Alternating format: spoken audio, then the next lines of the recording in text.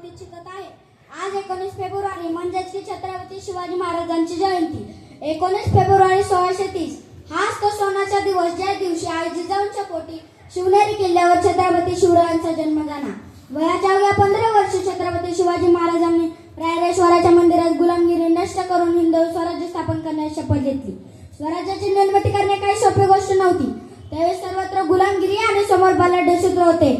निजामशाही, आदिलशाही, मुघल बादशाह अशा तिन्ही बलाढ्य शत्रूंशी छत्रपती शिवाजी महाराजांनी लढा दिला. स्वराज्याची निर्मिती करणे काही सोपी गोष्ट नव्हती. एक सगळ्यात महत्वाची गोष्ट सांगतो मित्रांनो, एकदा का जर ध्येय ठरलं ना तर जे काय असेल ते पक्का ठरवा. पर्याय नका ठेवू त्यासाठी. झालं तर बघेन, नाही झालं तर करेन असं तुम्ही कधी जिंकूच शकत नाही ध्येय. कोंढाणा किल्ला गेला, तानाजी मालुसरे गेले, लढता लढता खर्ची पडले.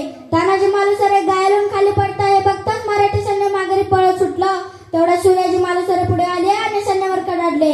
पळता कुठे पितरांसारखे आपले शेर सुभेदार तानाजी मालुसरे तिथे गायलून पडलेत आणि तुम्ही इकडे पळत आलाय. आणि त्यांनी परतीचे दोर कापून टाकले आणि सैन्यावर अजून एकदा कडाडले. एकतर दरीतुडी मारून मरा, नाहीतर शत्रूशी लढून मरा. मराठी सैन्याने दरीतुडी मारणे नव्हे तर शत्रूशी लढणं पत्करलं. पर्याय संपला म्हणून कोंढाणा जिंकला. पण त्यात आपले शेर सुभेदार तानाजी मालुसरे घायल होऊन गेले. मग छत्रपती शिवाजी महाराज म्हणाले, गड आला पण सिंह गेला, गड आला पण सिंह गेला, गड आला पण सिंह गेला. महाराष्ट्राचा इतिहास लिहिला तो कोणी एरेगिरीने नव्हे.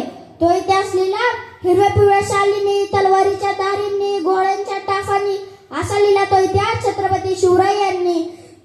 मुद्रा त्या छत्रपती शिवरायांना, त्या रयतेच्या राजाला, ज्याच्या भक्तीला जोड नाही, ज्याच्या शौर्याला तोड नाही, उगवत्या सूर्याची शान, मराठी मनाचा अभिमान, काळजाये सह्याद्री त्याला शंभूचा अभिमान. महाराष्ट्रातल्या देवघरात त्याचे पहिले स्थान.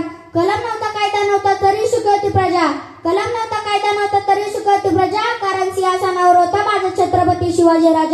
कारण सिंहासनावर होता माझा छत्रपती शिवाजी राजा.